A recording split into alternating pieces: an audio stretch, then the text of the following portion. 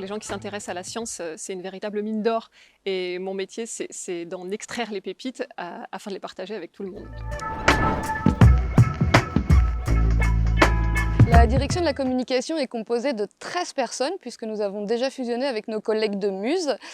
Nous sommes pour la plupart répartis entre 3 bureaux, donc un bureau graphisme, un bureau web et le bureau éditorial que je coordonne. Au sein de ce bureau, nous sommes 3, une chargée des relations presse, une journaliste scientifique et moi-même qui suis journaliste également mais avec un profil un peu plus généraliste.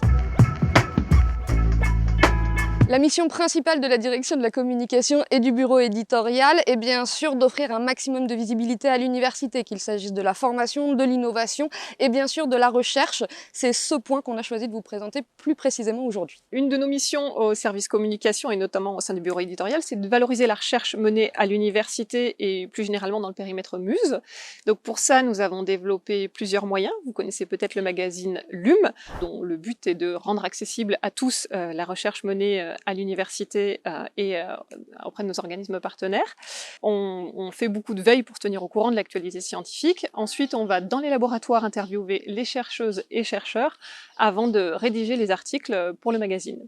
Quand nos chercheuses ou chercheurs font porter à notre connaissance une actualité qui pourrait intéresser le grand public, on rédige avec eux un communiqué de presse en lien avec les autres organismes qu'on diffuse ensuite à tous les journalistes au niveau local comme au niveau national. L'actualité scientifique, elle se passe également sur le site web de l'université puisque nous publions très régulièrement des articles de vulgarisation scientifique. Depuis 1 an, Les Sciences c'est également sur les ondes de la radio locale Divergence FM puisque nous avons mis en place un partenariat et nous produisons, ou plutôt coproduisons avec elle, chaque semaine une émission scientifique dans laquelle les chercheurs de l'université et plus largement du périmètre Muse sont invités à venir parler de leur actualité scientifique. Donc la seule condition, c'est d'avoir une actualité récente, d'avoir envie d'en parler, de communiquer et de faire appel à ma collègue Aline ou à moi-même pour venir en parler à la radio. L'université, comme je l'ai dit en introduction, c'est pas que de la recherche, c'est de la formation, c'est de l'innovation, c'est de l'international, une vie de campus, des services, des directions qui travaillent. On a à cœur en tout cas de mettre en lumière chaque mois à travers la newsletter que vous recevez tous et à travers des formats vidéo comme celui qu'on vous propose aujourd'hui, Rouage, et qu'on va continuer de vous proposer tout au long de l'année. La curiosité, s'intéresser au monde qui nous entoure, à son fonctionnement, aussi à son évolution, s'intéresser aux gens aussi, aux gens qu'on va rencontrer pour les interviews, qui vont partager avec nous le fruit de leur travail, et aux gens qui nous lisent et qui nous écoutent également. Alors, j'aime mon métier parce qu'il ne se passe pas une journée sans que j'apprenne quelque chose, et ça, c'est une chance incroyable.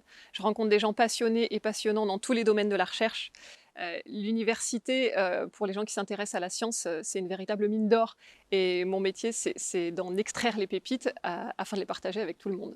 J'aime la dimension scientifique parce que c'est un domaine qui me passionne et que être dans une université, c'est être au cœur du réacteur, c'est avoir les actualités en direct et ça, c'est assez génial.